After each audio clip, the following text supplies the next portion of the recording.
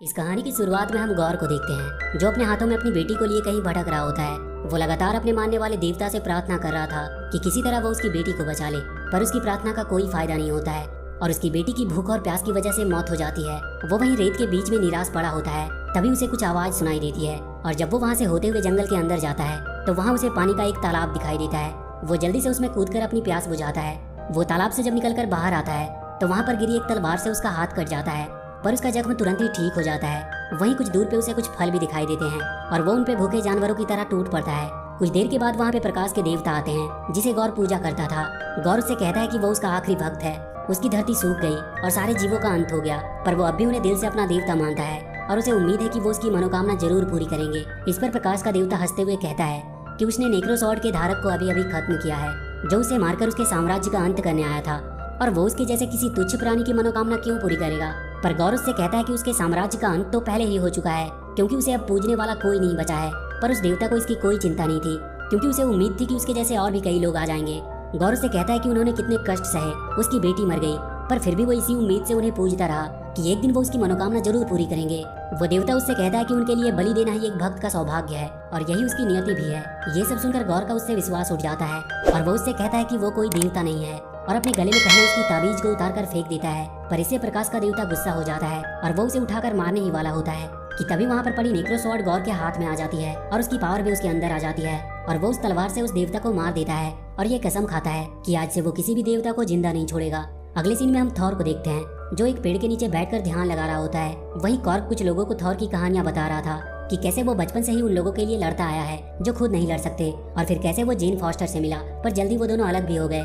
उसके माँ बाप, भाई और हर कोई जो उससे प्यार करता था सब बिछड़ गए या तो मारे गए, पर उसने दूसरों के लिए लड़ना नहीं छोड़ा। उसने गार्डियंस ऑफ गैलेक्सी के साथ टीम बना करके बहुत सी लड़ाइयाँ लड़ी, पर फिर भी वो अपने अकेलेपन को दूर नहीं कर पाया। और जब भी कोई बस उसे इतना कहता कि उसे उसकी जरूरत है, वो तैयार हो जाता। तभी वहाँ पर थॉर के पास क्वेल आता है, जो उसे एक लड़ाई के लिए चलने को कहता है। थॉर तुरंत वहाँ से एक प्लेनेट पे पहुँचता है, जहाँ गार्डियंस पहले ही किसी फोर्स से लड़ाई कर रहे होते हैं। वहाँ का राजा याकाल थॉर का स्वागत करता है और उसे बताता है कि वो लोग यहाँ पर सालों से शांति से रहा करते थे, पर फिर उनके देवों को मार दिया गया और अब लुटेरे उनकी पवित्र मंदिर पर भी कब्जा कर चुके हैं।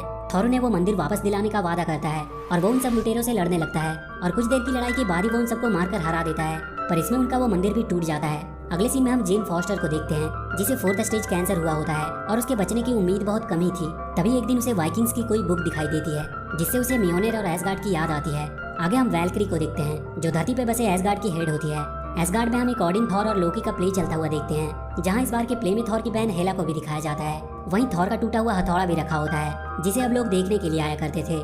जेन भी उसे देखने के लिए वहां पहुंचती है और जब वो उसके पास आती है तो उन टूटे हुए टुकड़ों में कुछ हरकत होने लगती है और उनसे बिजली निकलने लगती है। इधर थॉर को उस प्लेनेट का राजा खुशी से 2 बकरे भेंट करता है और उसके बाद वो सब अपने शिप में आ जाते हैं। तभी उन्हें बहुत से मैसेज आने लगते हैं। कई सारे प्लेनेट से लोग थॉर को मदद के लिए बुला रहे होते हैं, क्योंकि कोई है जो उनके देवों को मार रहा है। तभी थॉर की एक दोस्त शिप भी उसे मदद के लिए बुला रही थी। थॉर तुरंत अपने शिप को स्टार्ट करके वहाँ से चलने को कहता है, पर क्विल उससे कहता है कि वो अलग अलग जाएंगे तो ज्यादा अच्छा रहेगा, क्योंकि बहुत से लोग मदद मांग रहे होते हैं। और इसके बाद क्विल थॉर और कॉर को वहीं छोड़कर किसी दूसरे प्लेनेट के लिए निकल जाता है और वो दोनों स्टॉर्म ब्रेकर की मदद से बाइफ्रॉस्ट के थ्रू शिप के पास पहुंचते हैं, जहां वो देखते हैं कि फेलिकेरियन के देवता फेलिका को किसी ने मार दिया है। वहीं उसे शिप भी मिलती है।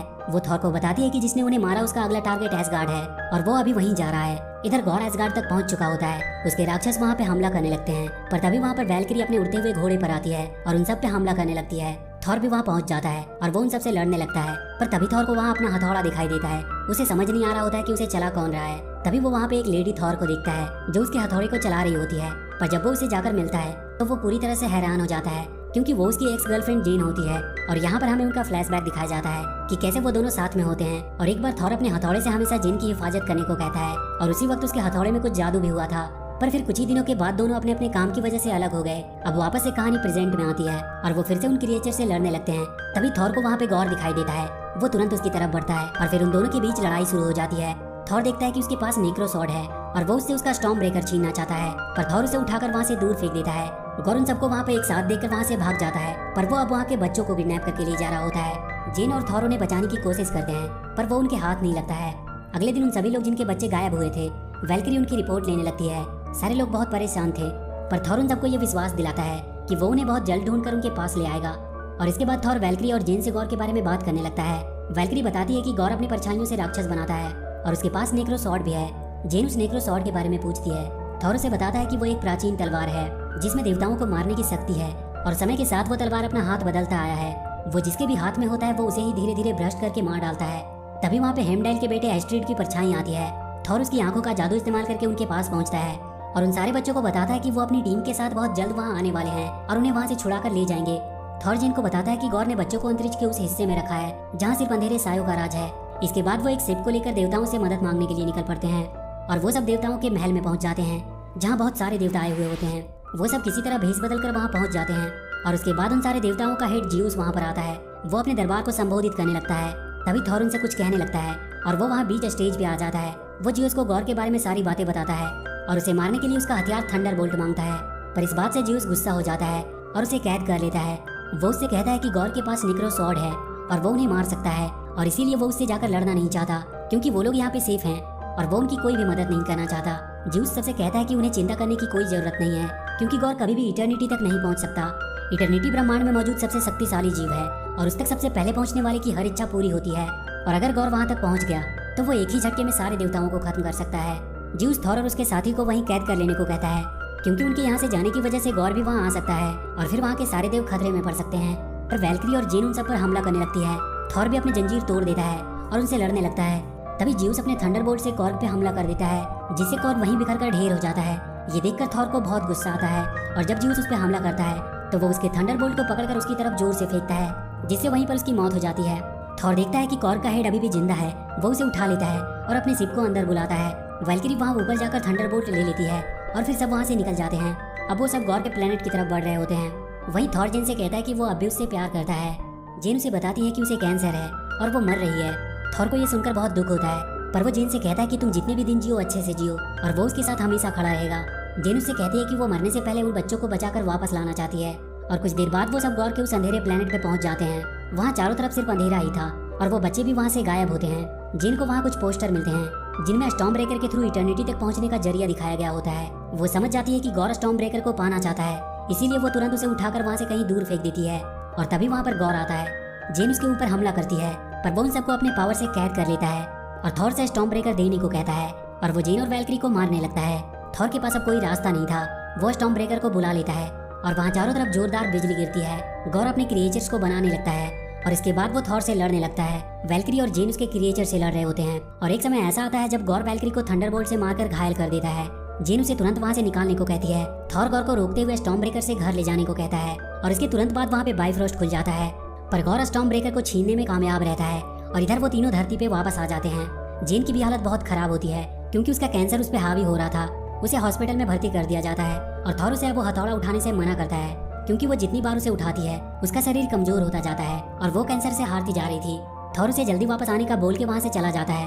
वैल्क्री भी उसके साथ नहीं जा सकती थी क्योंकि वो भी घायल थी।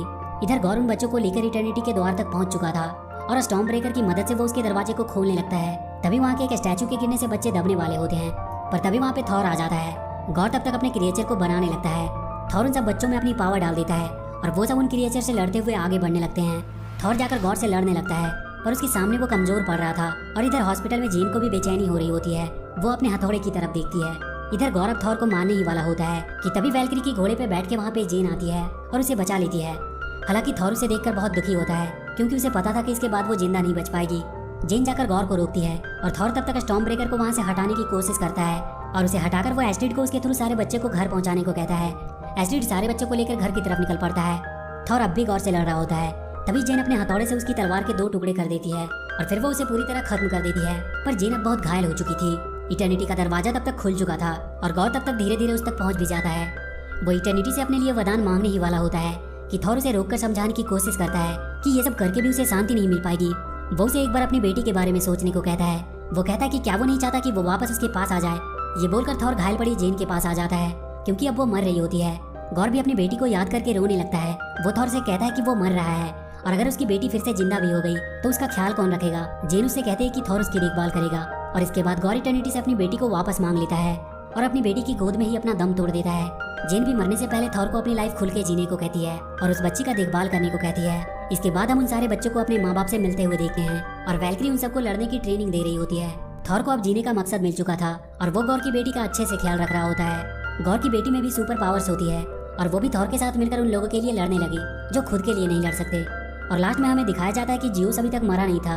वो कह रहा होता है कि पहले लोग उनसे डरते थे और अपने लिए रहम की भीख मांगते थे जब वो आकाश की तरफ देखते थे, ये सोचे बिना कि वो सुन भी रहे हैं या नहीं। पर आज जब वो लोग ऊपर आकाश में देखते हैं तो वो सुपर हीरोज को देखना चाहते हैं। देवता तो जैसे उनके लिए मजाक बन गए हैं, पर अब उन्हें फिर से भय का एहसास होगा जब थॉर आसमान से नीचे गिरेगा। वो अपने बेटे हरक्यूलिस को ऐसा करने का ऑर्डर देता है। और इसी के साथ ये मूवी यहीं पर खत्म हो जाती है। तो वीडियो अगर अच्छी लगी हो तो please do like and share the video and please subscribe to my channel and press that